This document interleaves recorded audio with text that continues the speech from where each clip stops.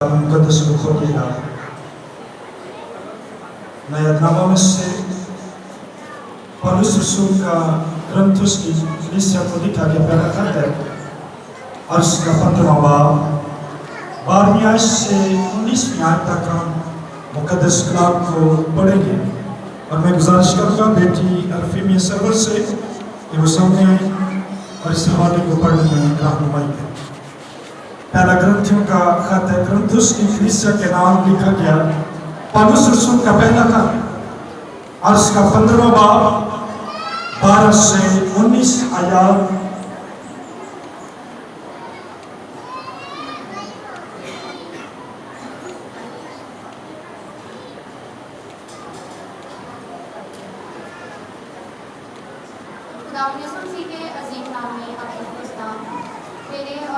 खानदान की तरफ से आप सबको हैप्पी ईस्टर।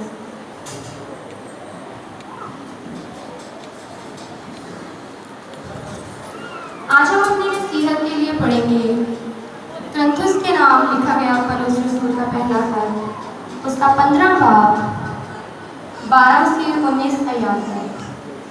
यूं लिखा है,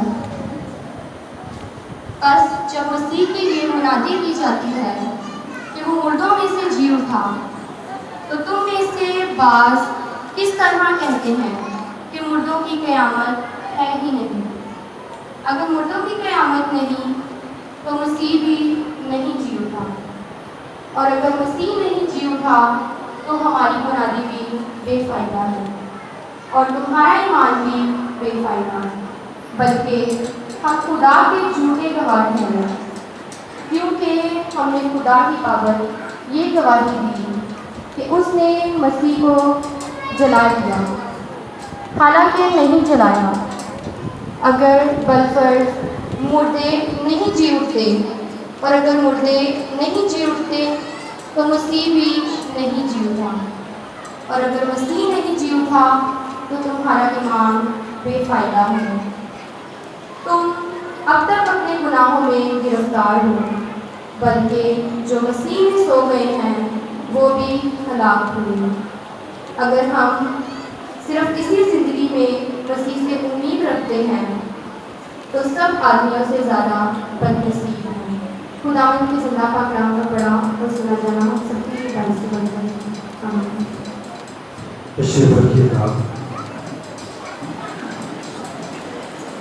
खुदा यीशु के अजीम और बाबरकत नाम में आप सबकी खिदमत में स्वागत करता हूँ।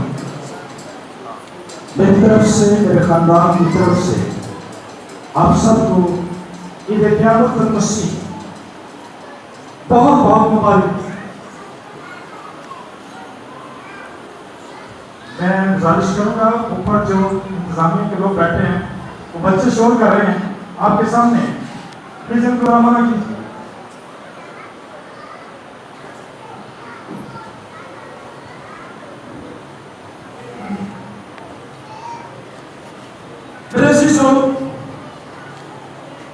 आज जब हम कुरान की पाक रसूल में ईद क़यामत अल मसीह की खुशियों को भरपूर अंदाज में पूरी दुनिया के अंदर मना रही हैं।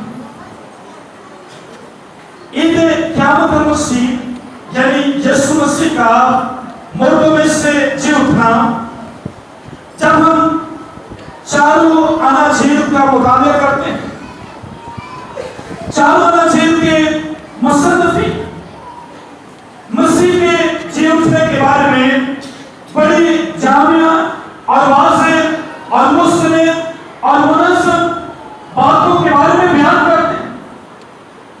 उनके जो सबूत हैं, उनके जो बयानात हैं वो मिलते जुलते हैं।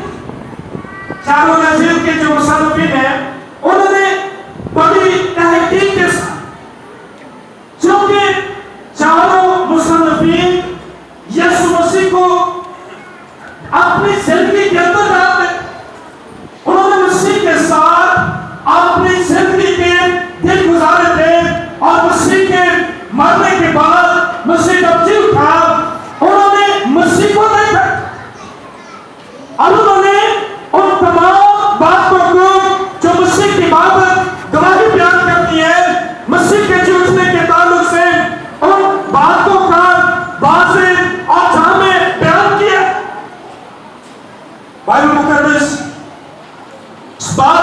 हवाले से हमें सिखाती है कि यीशु मसीह की जो जिंदगी, यीशु मसीह का पैदा होना, यीशु मसीह का इस दुनिया में आना, मौत करना और फिर दुख उठाना और फिर दुख उठाकर सलीब पर चढ़ जाना और फिर कब्र के अंदर रखा जाना, मसलूबियत के बाद कब्र के अंदर रखा जाना और कब्र के तीसरे दिन जब रखा गया यीशु को, तीसरे दिन मुर्दों में से जी उठा।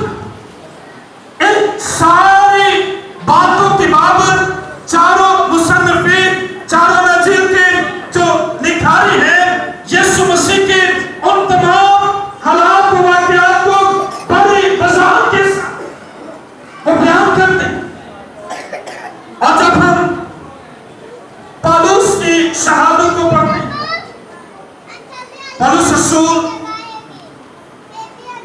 जिसके बारे में पौलुस बयान करता है, पौलुस अपनी जिंदगी के बारे में कहता है कि मैं रसूलों में सबसे छोटा और अधूरे दिनों की पैदाइश। पौलुस यीशु मसीह के जी उठने के बारे में ये बयान करता है, हालांकि पौलुस यीशु के साथ नहीं, लेकिन जब यीशु दमिश्क की राह पर उसको मिला, यीशु ने उसके साथ बातचीत की, यीशु की उसके साथ मुलाकात हुई और इस मुलाकात में यीशु ने उसकी जिंदगी को तब्दील कर दिया और उसकी जिंदगी की तब्दीली उसको दुनिया के अंदर एक बड़े रसूल के तौर पर जाहिर करती है। पौलुस जो पहले मसीहों को तंग करता है, मसीहों को सताता है, दुख उनके साथ वो सहने के लिए तैयार हो गया।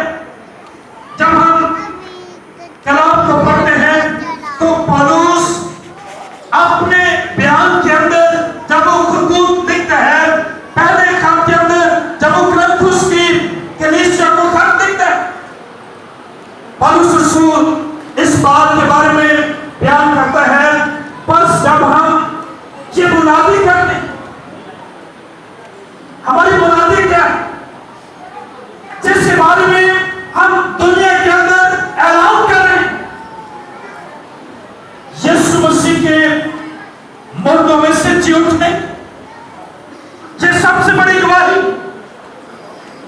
जब हम दुनिया की तारीख को देखते हैं, दुनिया की हिस्ट्री की किताबों को देखते हैं, जितने भी लोग इस दुनिया के अंदर आए, जन्म लिया और इस दुनिया के अंदर वो मर गए, हलाक हो गए, कलाम